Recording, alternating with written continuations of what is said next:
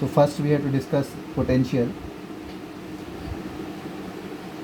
So for understanding potential, you assume there is one charge, okay, a positive charge, source charge.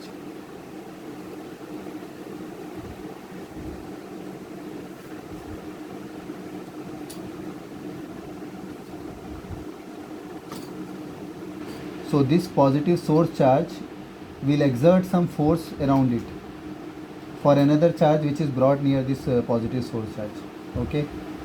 So around it there will be one electric field which will exist around this positive source charge. Now this electric field, as we go away from the positive charge, the electric field will start decreasing, okay. Electric field will be maximum near the charge and will keep on decreasing as we go away from the charge, and at certain point which is far beyond the charge, the electric field will become zero.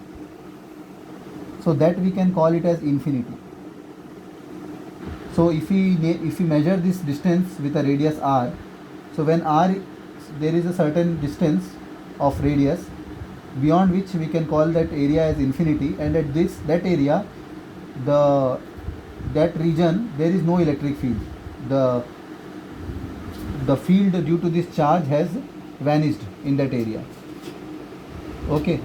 Now when we have to bring, suppose we need to bring one positive charge, a positive test charge, positive unit test charge, unit means having 1 coulomb value.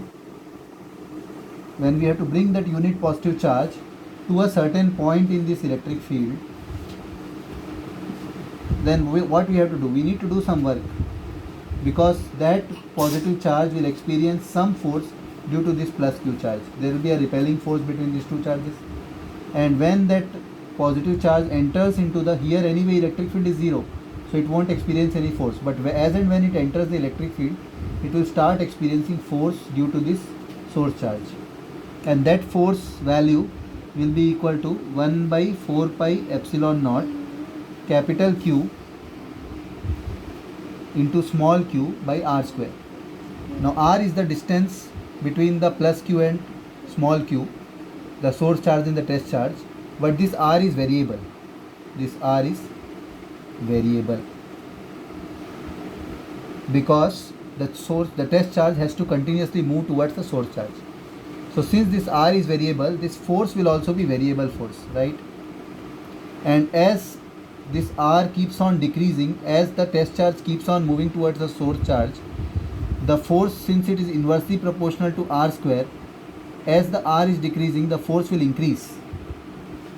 So the force between the two charges will increase, and if the force increases, the work which has to be done by an external agency to bring the test charge towards the source charge, that also will be more as the test charge is moving towards the source charge. So work done is force into displacement.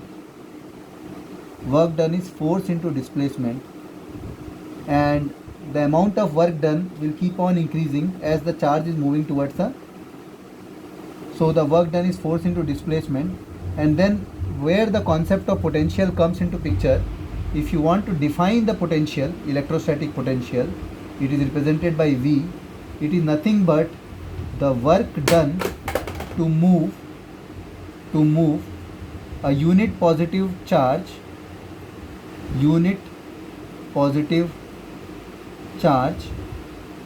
from infinity to a particular point,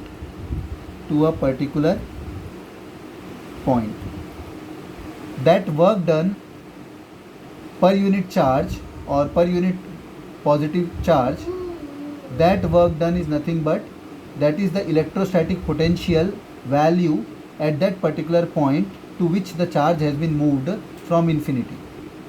So if we want to write in integral formula, electrostatic potential is equal to integration of, the value of r is infinity and the value of r is some value, let it be r1, that is equal to, V is equals to the force into displacement F into dr.